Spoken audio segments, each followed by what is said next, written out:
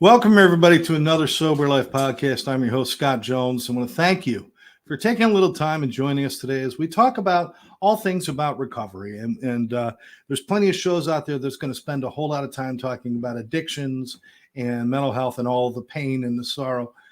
We like to focus on the other side. We like to focus on recovery, helping other people, making differences, and all of the positive things that go with that.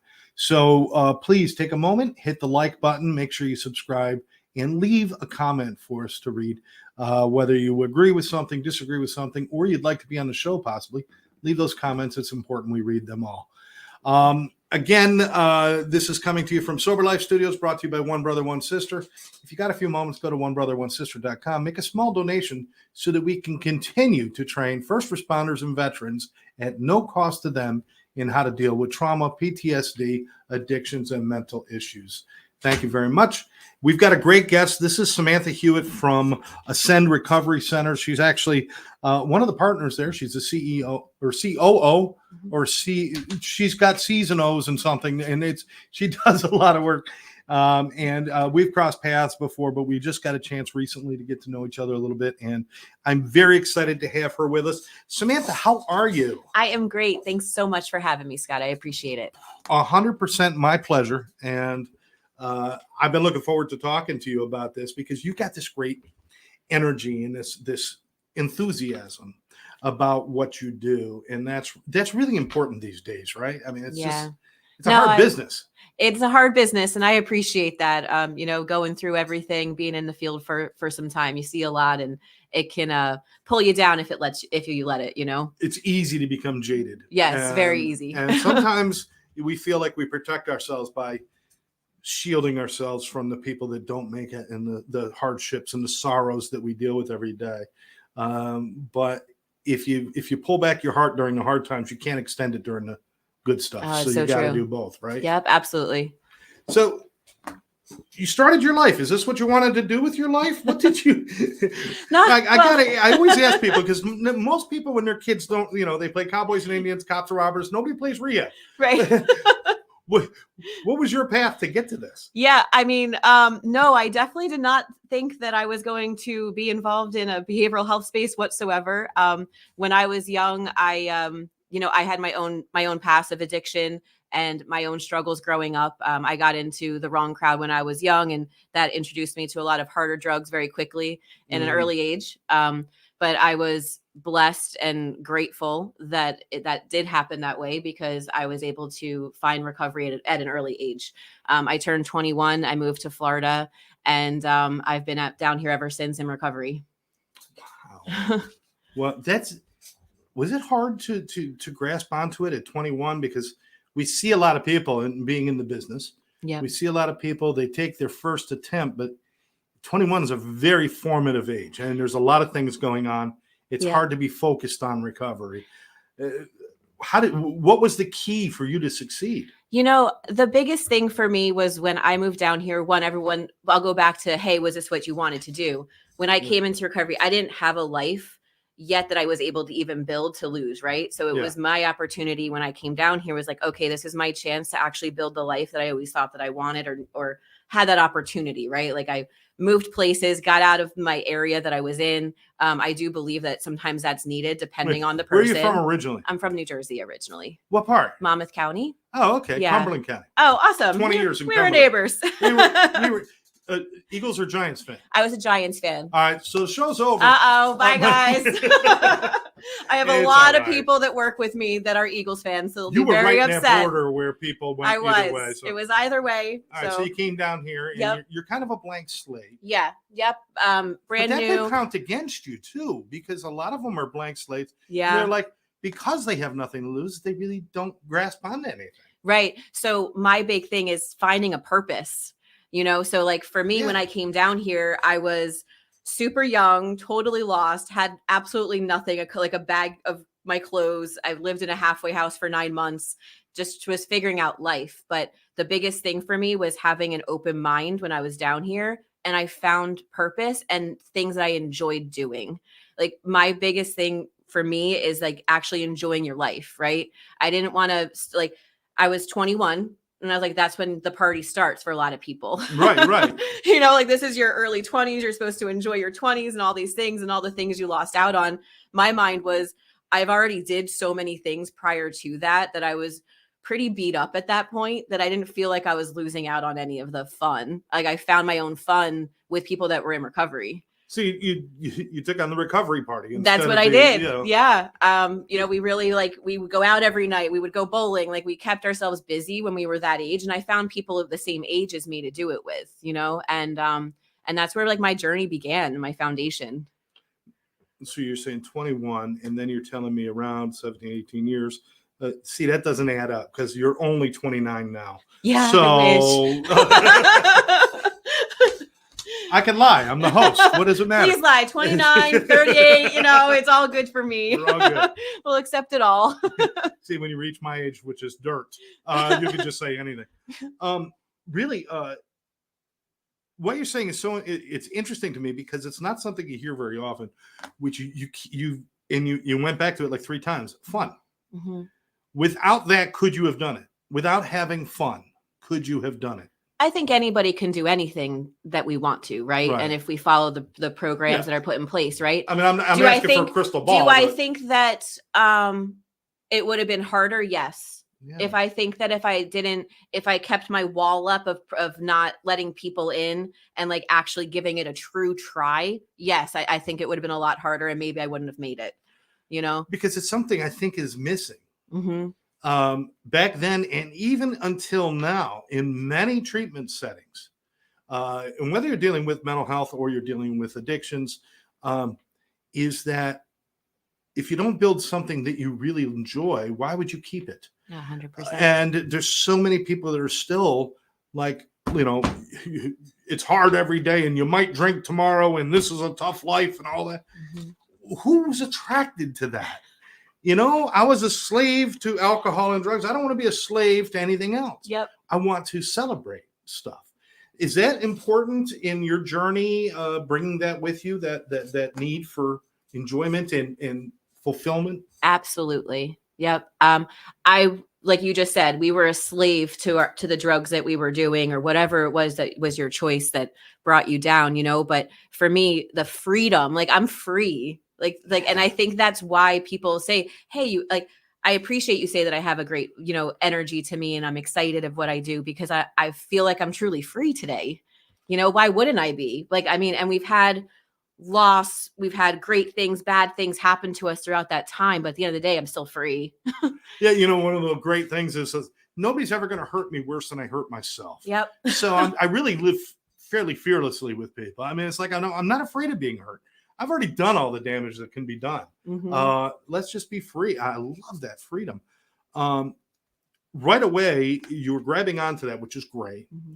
You're young. You're driven to your recovery.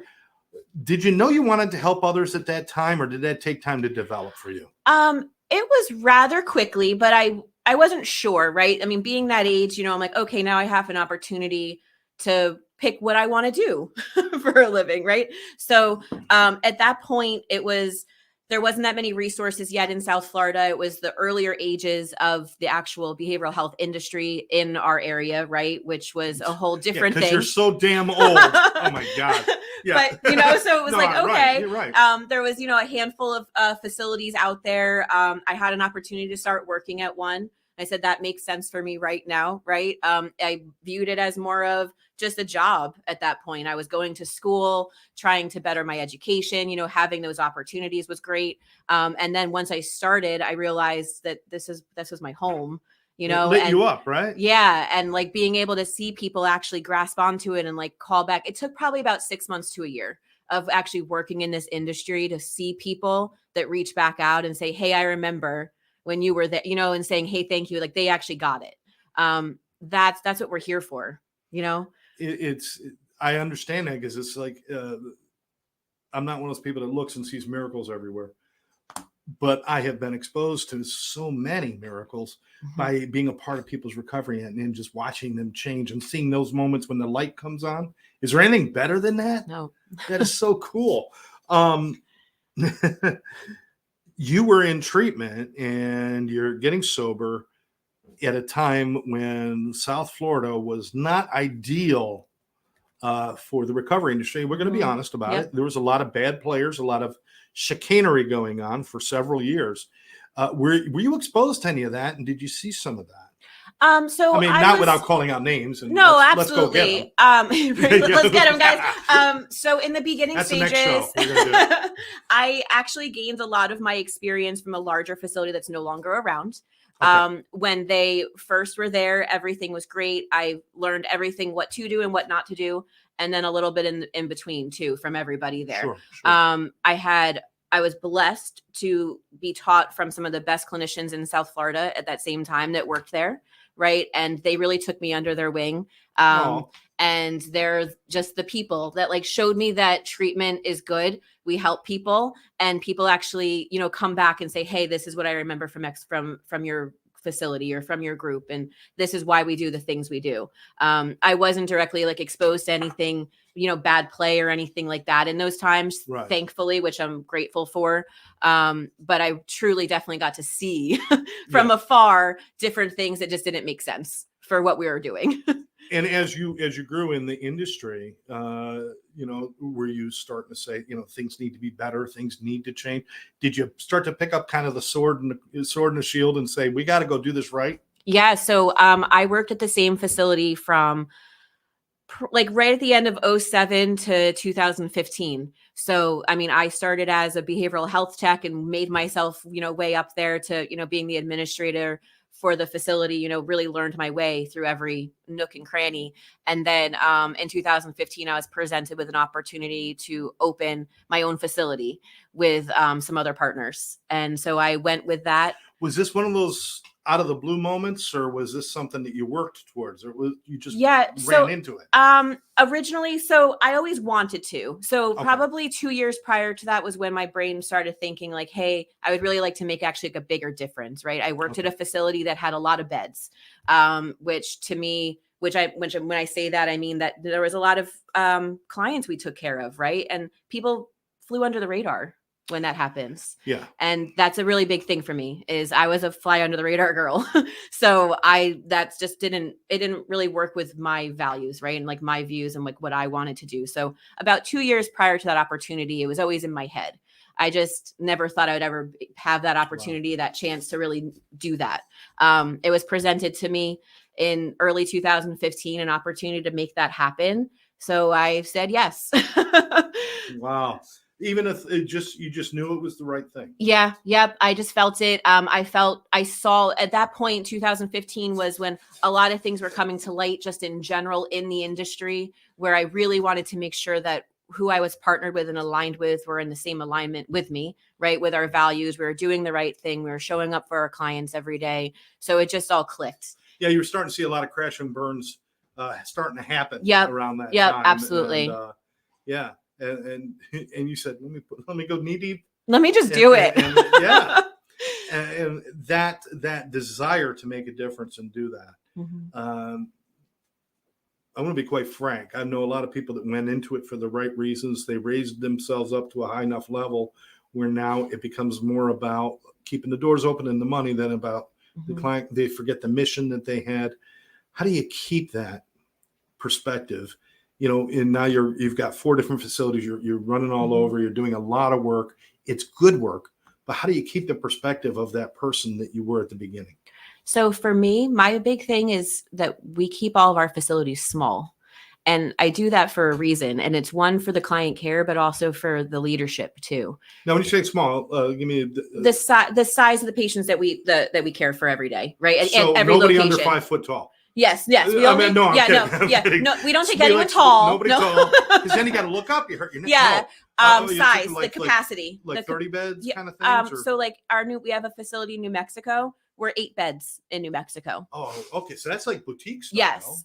Even in our facility in West Palm is only 15 beds.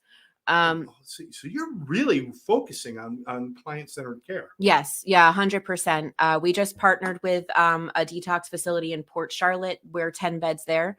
When we met them, it was just made complete sense. They were on the same vision and mission as us of keeping those smaller facilities.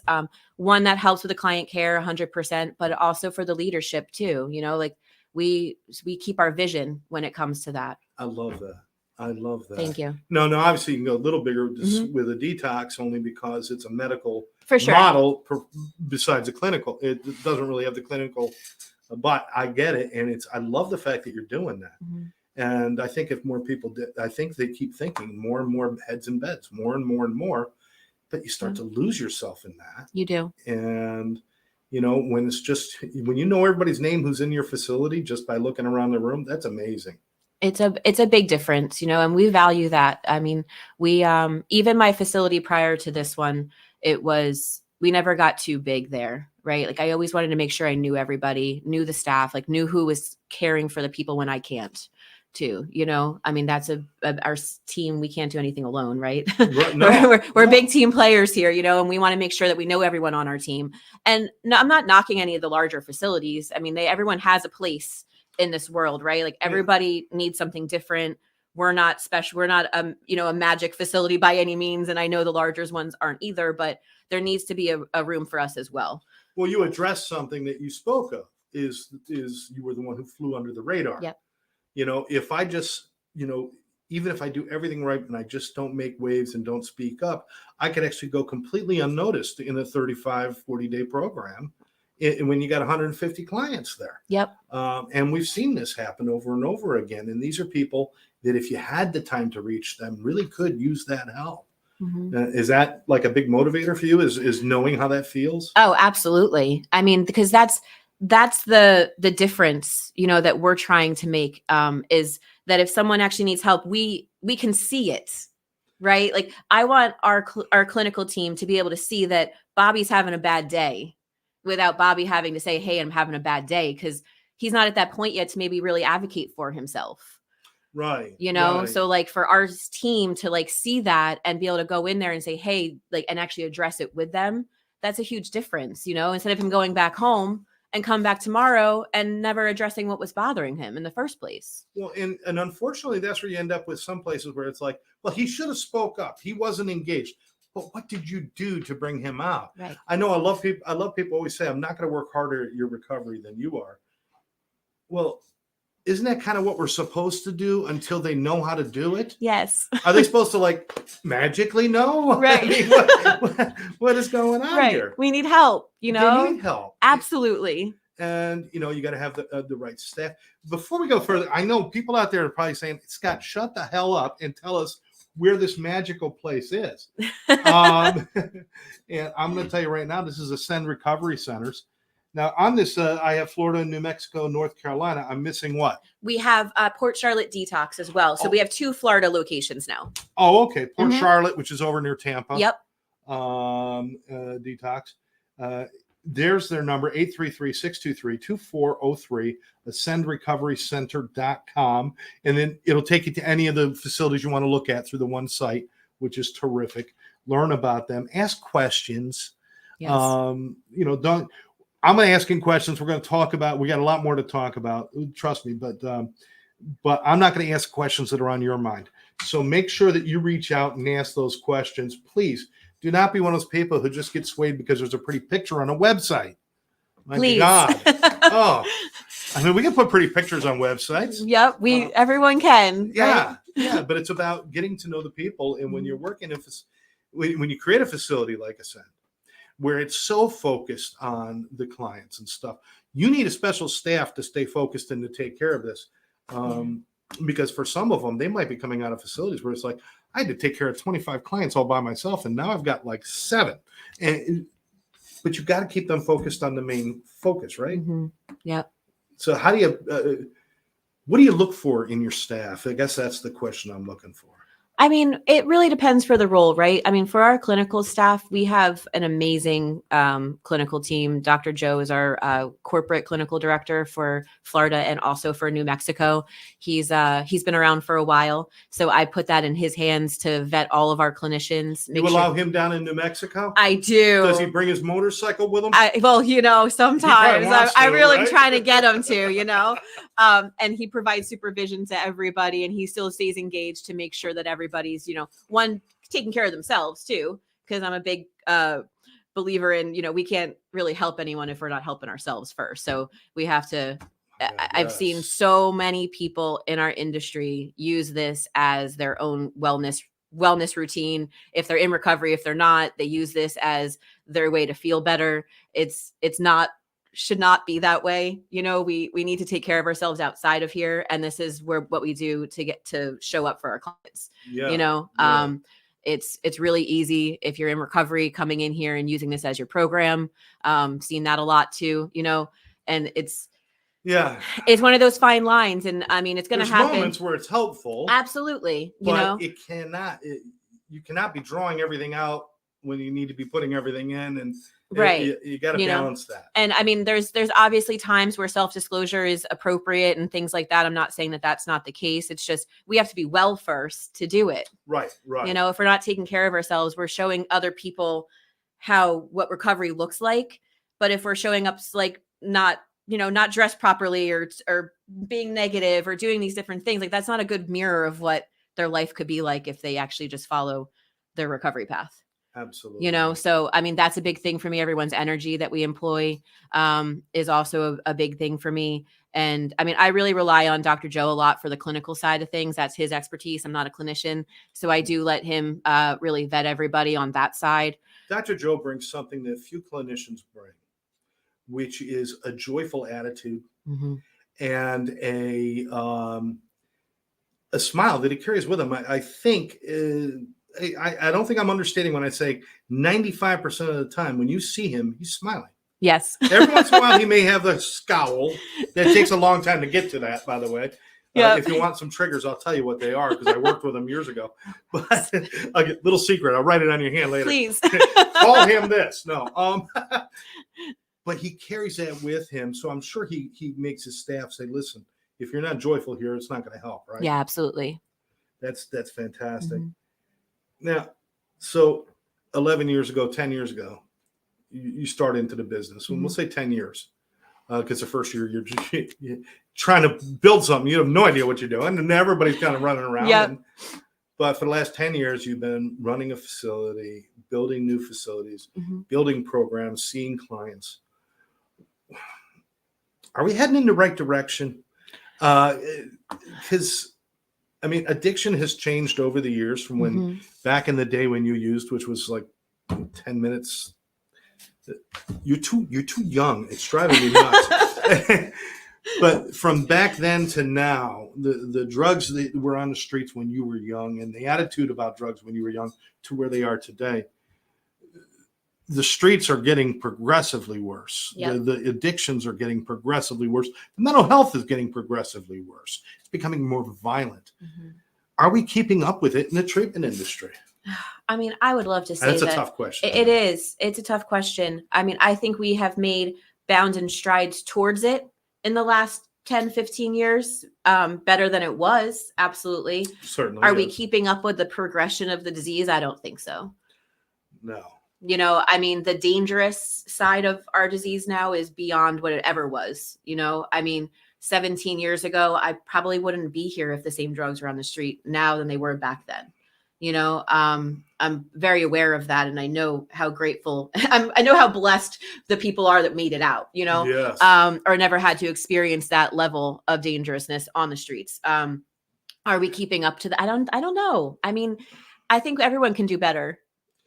Yeah, I mean, it's you made a good point though. I mean, back in the day, it was almost there was a safeness to our addiction. Even look back at the beginning of like the 12-step programs, and there's a part in the AA text that people follow, where it says, if you're not convinced, try some controlled drinking. Could you imagine telling somebody today, No way. all right, well, why don't you go out and use for the weekend and then decide? Right. Because people are dying. We've got things like, God bless, we got things like fentanyl, which you and I both have had suffered great losses because of that. Yep. And then just all of our clients that we've lost because of that. It's hard not to get discouraged, right? I know. Sometimes. It is. Absolutely. I just keep looking for new innovative ways to bring to the table. I've realized that everyone has their part in this. If they choose to be on this mission with us, that's great. But we have different things that we can do, right? So like for me, it's constantly looking out different programs, different ways that we can bring into our facilities that's something new, anything, right? Everybody has a different path. Well, I see things like this art therapy and stuff like that, which many, many, many, many treatment centers have no idea how important it is to tap into the creative side of the mind. Yeah. What have you found in working with things like art therapy? Oh, we love it. I mean, we do art therapy once a week. I think that's something that taps, like you just said, it taps into the creative piece, but it also, it gives people a purpose of that they're able to, right? And it gives them a different ways to express themselves. Some people aren't creative, right? Or it's uncomfortable for them to do that. But the people that never have had the chance to really sit down and paint, look at like all your beautiful artwork that you do that you got into, right? Like you would have never have, if you had the chance to just sit down and actually do that. Yeah. And give yourself a chance to express yourself differently. It helps everybody. I thought about it for years, and then finally I did it. Right. But had it been like right in front of me and had an opportunity to really see those. And I think those are the kind of things. See, I think sometimes we look a little too far into the surreal and not so much into just the self. Yeah. And saying, what is it we need to reach within people so that we can transcend these diseases? The thing is, we have. I'm getting really flustered now. This is when I get excited when we talk these kind of conversations. You have a business that treats something that doesn't exist as a thing. Which is, you treat addiction, but you really don't treat addiction, because addiction isn't a thing and alcoholism isn't a thing. It is a combination of things within a human. So what you're doing is you're treating the person so that they can transcend the illness. Yep. Which is just a weird concept. So why wouldn't you want to tap into every piece of that person you can, right? Absolutely. And including number one, joy. Yep. Do you try to bring some of that joy with the clients one-on-one and with them in the groups and things? Is that an important part of what you guys do too? Oh, absolutely. I mean, for us, that's how this whole conversation started, right? Is us, finding that happiness somewhere and finding what you love. Doesn't mean that I have to love it. It's something that brings you your joy, right? You have to find that. That's a huge piece in all of our facilities, is find what makes you happy, right? Without drinking or using drugs. Like what is that other piece? There's a piece there. If you don't know it, think you need to dig deep and find that joy that brings you that true joy, not just surface level stuff too. Because a lot of people can go down that's a whole other conversation, right? Is being the surface level stuff that we think is joy, but find what's truly gives you that heartbeat every day to show up, returning to your core. Absolutely. Yeah. And discovering that. Yep. Because some people, they've been so separated for so long that, that they have no idea. I mean, everybody's like, you have to be your authentic self. And here's the thing, when I look in the mirror, at least when I was first getting sober, I looked in the mirror, I'm like, I don't know what my authentic self is. And if I tried to act that way, I'd probably be lying. Right. How do you find those things? I mean, I think that's really the area we need to build and develop. I mean, just an opinion. What do you think? I agree. I mean, I remember I was the same way. I didn't know who I was, or who I was supposed to be, or I knew what I was supposed to be. Right. In the eyes of whomever that is. Right. But I didn't know who I actually was. And that stuff takes time. It takes time. It's trial and error. It's to figure out, I'm going to do this today, or I'm going to try painting. I'm going to listen to music. I'm going to go for me, I'm a water baby. I like being on the water, fishing. That's my serenity. Right. If I'm not working, I'm on the water. Everyone knows me. But that's my joy. It gives, that's where I meditate. That's where I go. That's where I'm at peace. right? So Right. that's the same thing as maybe you with painting or someone that plays music or whatever their outlet is. Yeah. That's what it is. Meditation, yoga, like whatever that is, you just got to find it. But I didn't know that 2 days in recovery, you know. Well, no. Right. So it's a time thing. It takes us time to grow and figure that out for ourselves.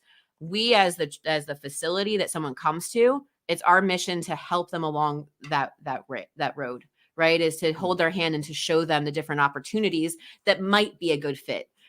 Doesn't mean that if you're in art, doesn't mean you have to love it, right? But it might be a good fit. It would be so easy if you can open a book and say, okay, Bob, you're supposed to be this. Right. And let's teach you how to be this. But that's not what, it's kind of what the old standard was. Mm-hmm. Everybody's going to do this. Everybody's going to do this. You're all going to come out doing the exact same thing and living the exact same life. That makes no sense. You got one guy from Topeka, one guy from San Diego, and one guy from Orlando, and you give them all the exact same formula to get better. That makes no sense. None. But that's what we've been doing. And Yeah. that's classically why we've been behind the 8 ball. And now it's really got to be more about really, really learning about the individuals. And I love the fact that you stumbled onto it personally yourself by saying, I need a life that I enjoy. And, Mm-hmm. and you, even though you weren't like consciously thinking, this is the formula, Right. Right. you knew you wanted to be happy. Yep. And that's really just, I think that's the key to what we're looking for. You deal with a lot of different things. Do you deal with Matt? We do. Okay, don't let him in. He's a son of a bitch. He's a terrible guy. Matt, I knew him when I was a kid. No, I'm kidding. We're talking about medically assisted treatment, and called other things too, but it's Subutex, Subox, and Yep. These things were developed for short-term use. And unfortunately, some people go into it with the attitude of, I just take this forever and I don't have to do any work. Yep. Is that how you approach it, or do you approach it a little differently? Yeah, no, I mean, so I come from, so in the beginning, Matt, or, any of the things that are attached to that was kind of shunned against, right? Yeah, in a sense, right? There was a stigma attached to it. Hey, you shouldn't do this, my thought process now, growing through it, seeing personal things that have happened to me that, that might have affected that as well. But I do believe in medication assisted treatment for certain individuals. Again, I'm huge on the individual. Yes. What worked for me isn't going to work for you, and vice versa, right? So why are we pushing it down? Like, you have to do this or you don't have to do this. Do I think someone should be on Suboxone for the rest of their life? Absolutely not. Right. That's just harming your body and doesn't actually give you the chance to live your life to the fullest that it can. Right. You're always going to be attached to something. You're always have that in your brain that you need this to be well. Right. And that's just a crappy way to live life. You don't have to live life that way. Do I think that it's needed for people? Absolutely. Do I think that it's needed for chronic relapsers that just can't get it together enough just to see the light or to find that purpose? 100%. But that's where it should stop, though, right? Like, and with therapy attached to it. Done in combination with therapy and exploration, so that you can control that urge while you're trying to show them what's possible. That's all it is. And then when they find something that lights them up, that's when you can titrate them off. And Absolutely. You can take care. I love that kind of idea. I don't like this idea of some people just have to be on it. No. And it's like there are some that require or need help. Certainly, everybody's a little bit different. I love that. What do you think are the biggest lessons you've learned? Like, maybe preconceived ideas that you had before you started building this 10 years ago. What are the lessons you've learned? I think when I first started, I did have more of a cookie cutter view on just how treatment was supposed to be and what services were supposed to be. There wasn't, I guess there was some innovative stuff then as well, but nowhere near where it is now, more open to talk about different paths of treatment and things like that. But it was just, this is what everyone's supposed to do. Right. So it's just, you come to group, you go to your group, you go see your therapist, you see the doctor, you go to your meetings. It was just this is it. Here you go. But through life experiences, and then also seeing clients coming through the door and it not working for everybody, and the rate that not just the facilities I've owned personally, but across the board, our success rate is terrible. right? And Yeah. so we have to look at, if everybody's doing this and giving everybody the same formula, then something's got to change, right? So Yeah. I think for me, one of my big lessons was being willing to go against the grain and not caring what others would think about our views, right? And knowing that if we're providing good care and providing true individualized care, that we'll see better results, right? And like being comfortable enough to doing that instead of saying, no, I have to follow these rules that were put in front of me, because someone might think something of me, or someone might do this, or, like having those worries as well in our industry, because our industry is filled with a lot of people that are in recovery as well, right? And not everybody always takes care of themselves, and judgment comes along with that too. So, that was always in my head too, was worrying about being judged for how we provide treatment. Yeah. And that was a big piece for me. And I finally learned, like, that was probably one of my biggest hurdles to get past, was to not worry about what other people's views are or thoughts are. Is we have our program, we know what we're doing, we know we provide good quality care, and that's it. Is it perfect for everybody? No. Someone might need a large facility to go to, and they might need other things that we don't provide, and that's fine. I'm not here to save the world. I'm here to care for the people that come to our facility. And right? you also know when you recognize somebody might not be a good fit, maybe it's because their age is so much different than your core group there, or because maybe they have some mental health thing going on that you think it's not appropriate for this kind of facility. Yeah. You place them you don't just say goodbye, right? No, never. You never. work with other places, and you this industry, the ones who try to stand alone as an island don't make it. You've got to work with others, right? Absolutely. I mean, we work with a ton of professionals in the industry, and we always have. I'm not really big on having enemies in life in general. Like, why am I battling with somebody that works in the same industry with me? Like, we're all on the same team. There's plenty of people's lives that need to be addressed. It's not like they're going to take. They took all of the addicts. Yeah, it's never going to happen. That's never been a thing for me. I've never been like worried about that, or like, oh my gosh, this person, they have so many beds. Oh my gosh. No, there's so many people that struggle on a daily basis that I'm not worried about competition. Like, that word doesn't even exist in my life. Like, I want to work with you, and because if I can't help someone, maybe you can.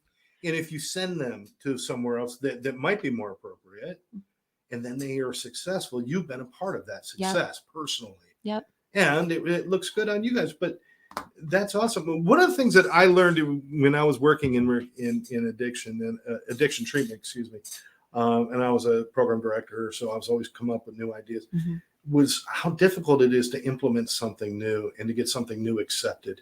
And it's like, well, no, that's not what we do. Well, why not? Why not? Well, the insurance companies aren't going to pay for it. I'm like, why not?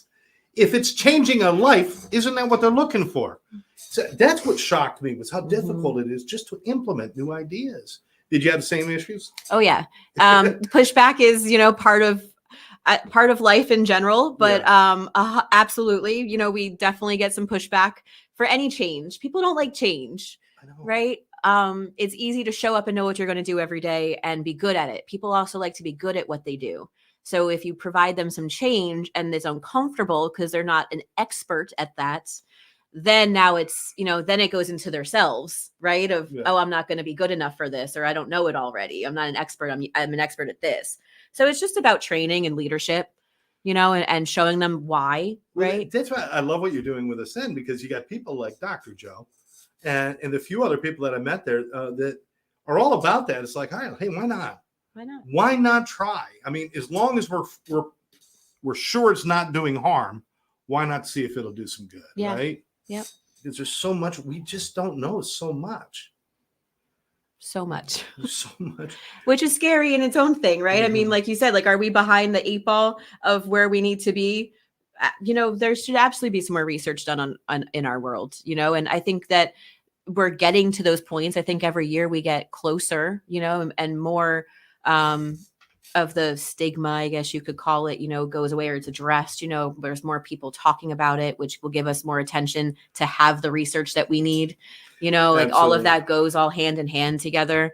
But bringing it down to the core of saying, hey, we're implementing these actual specific things, that's the the struggle per se. And maybe that's Yeah. why not everyone wants to do it, because it's harder. Yeah. And it's not accepted. I mean, people just, we Mhm. can bring back electroshock if you want. I mean, I know there's still a place in Princeton, New Jersey that still does it. No way. Yeah. Wow. Yeah. My wife is actually in there. And that was fun visiting day, let me tell you. I bet. There's a lot of drooling and moaning. Oh man. But I everybody wants a panacea. Do you notice that everybody, I got a pill. It'll cure your alcoholism, cure drug addiction, cure this. Everybody wants a panacea. What we need is a process to discover more about individuals. Yeah. And I think that's where we need to perfect things, is to look for those processes where we can more easily get into the core of a human, as opposed to just say, take a pill and you're going to be all right. Right. Or go to this group and you're going to be fine. But you guys are doing that work. I am so happy for you guys. Thank you. How proud are you of what you built? I'm super proud. I mean, this has been a mission for us. I took about a year break from the industry before opening Ascend. I thought that I needed a break, right? But it just pulled me back in deeper. I was like, I'm ready to go. How long did you make it? A full year. You did do a full year? I made a full year with no behavioral health industry. I go on vacation. I'm ready to fly back home after 2 days. I was like, no, I took my time, which was beautiful. My husband and I had a great time. We got to, travel in an RV, and we got to see some places and do stuff and do remote work. And it was a good time, but I felt like I was missing something the whole time. And coming back into the industry and having the chance to build Ascend recovery centers out was just been such a big blessing, and it like relit that fire. Right. And I think it's got a lot to do with the energy of seeing individuals, even if you're not working directly with them, you're building the vessel for them, and you get to see them come through the door and walk out the door and do those kind of things. And we need that. Yep. We need the validation that, hey, sometimes it works, and that's enough to keep going. Right. Because there's time when you cry yourself to sleep, say, I'm not doing this shit anymore. I do it. I don't want to do this anymore. I could go back and sell Hondas. I was doing great at that. Right. I'm a used car salesman. Who would have known? Right. But there's times when I'm just like, I can't take one more call of a failure. I can't take one more death. I can't lose one more person close to me or who was in my heart. And then the next morning I wake up and I said, but if I don't show up, who will? Yep. Do you have similar feelings sometimes? Oh yeah. I mean, what we do is not for the faint of heart, whatsoever. I mean, owning, operating constantly, like we don't have days off, right? I mean, it's a 24-hour 7, constant, but we sign up for that for a reason, right? Because if I don't, who will, right? We also have a mission that we're on to provide care to places that don't have the resources, right? That's why we have random locations with Ascend, like Albuquerque in New Mexico. There's no resources there. So like, that's why we're there. Aliens. Just aliens. Not from over the border. I'm talking about up there. In the sky. They're there. Yeah, yep. They're there. Yep. Strange place. They're there. They got 2 beds for aliens. That's it. We can only keep 2. That's the New Mexico limit. That's what they say. And the radiation goes crazy. And it does. The fumes get a little funny. But that's why we do it though, right? We show up. We show up. One of the things I learned is that the best way for me to care about my recovery is to care about everyone else's too. Yep. And if I don't care about somebody else's, how can mine have any meaning? And I got to ask you, you mentioned your husband a couple of times, and you're the RV couple. I get it. Great. Probably got Christmas lights you hang when you get to a park or stuff. I mean, I might have. I knew it. Maybe once. Is he supportive of this lifestyle? Because it's not easy to live with somebody with this lifestyle. Absolutely. So we began dating when I was already in this lifestyle. So I always tell him, you knew what you signed up for. You knew what you signed up for before, so you can't say anything. He's totally supportive. He doesn't have the same background as me, but he understands my passion with what I do. And he knows that if I'm going away for a couple days to, to oversee a facility or build a new one, it's for a purpose that drives me. So very, very extremely grateful for my husband and supporting me at all times. And he knows it takes a special person to put up with people like us, because when you answer the phone at 3 a.m. Yep. and it's like they have to know that every phone call that we miss could be the one that was the most important. Oh, absolutely. So we have to answer them. We have to be there for those things. You know what? You are so awesome. I want to remind everybody one more time. This is Ascend Recovery Centers, Florida, 2 locations. We've got over here on our side, and of course over on near Tampa in Port Charlotte. Yep. For the detox. New Mexico, they have the landing pad for the flying saucers and everything. It's perfect. In North Carolina, I can't say anything bad about North Carolina. Some of those beautiful. It's beautiful. So beautiful there, isn't it? Yeah, we're in Charlotte, which is such a cool city. Oh my! I spent like a week in Charlotte. Felt like 3 days. I wanted to see so much more. There was so many cool things. You're more than welcome to come up and check us out. So whenever you want. So come on down or up, I guess. No, you and I are going to do some stuff together. It's going to be awesome. Some good projects and stuff. But please check out Ascend Recovery, 833-623-2403, ascendrecoverycenter.com. Talk to somebody there. Don't just look at pretty pictures and say, oh, I want to go there. Make sure you talk to somebody and ask questions. There's no dumb question. The only dumb question is the one you didn't ask. So please ask questions. Mm-hmm. I'm going to ask you, because I always do this with people I'm just getting to know. And I think you and I are like fast friends, and it's awesome. So this is good. But just so that people can get to know you, I'm going to ask you to trust me. And this is a survey, just so people can get to know you as a person. Are you willing? Sure. All right. This was done a great interviewer, Bernard Bravo from France. And then James Lipton picked it up and used it for the Actors Studio. Oh, cool. And so now I use it. And what is your favorite word? Favorite word? Your favorite word? Ooh, that's a tough one, Scott. That's not a normal question that someone would ask. This is how we get to know people.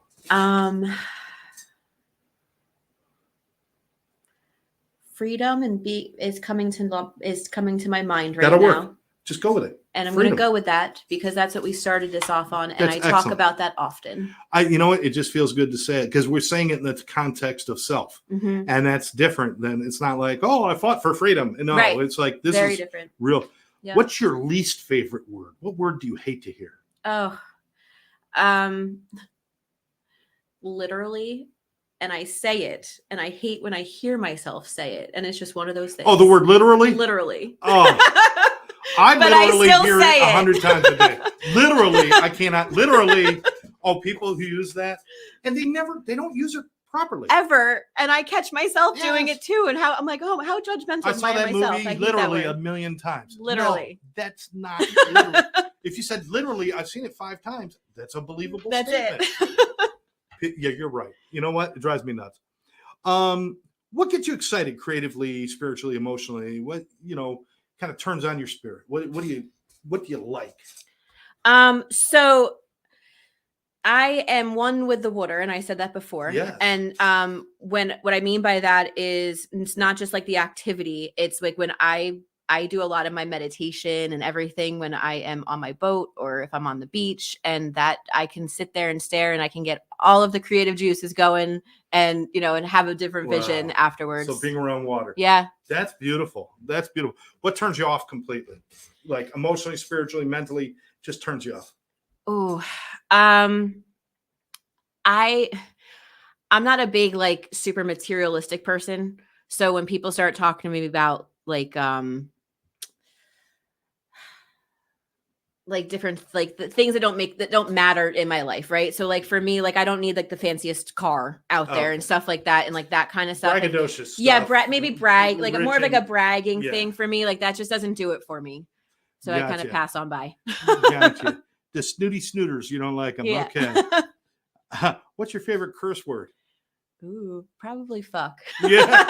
It works everywhere. Because it's interchangeable. It really is. Just the slight inflection can mean different things. That's it. What noise do you love to hear? What noise? Do I love to hear? Ooh, love to hear that one. I have to think on. I don't know.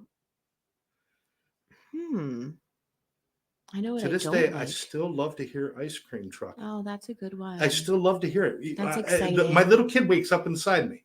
I bet, It's right? just like I haven't run out to Oh. get one of those things because most of the time it used to be the Good Humor Man. Now they look like serial killers, all of them, right? Yeah, like yeah. beat up ratty van, and the guys are kind of like They're a little sketchy. T-shirt, never been washed, right?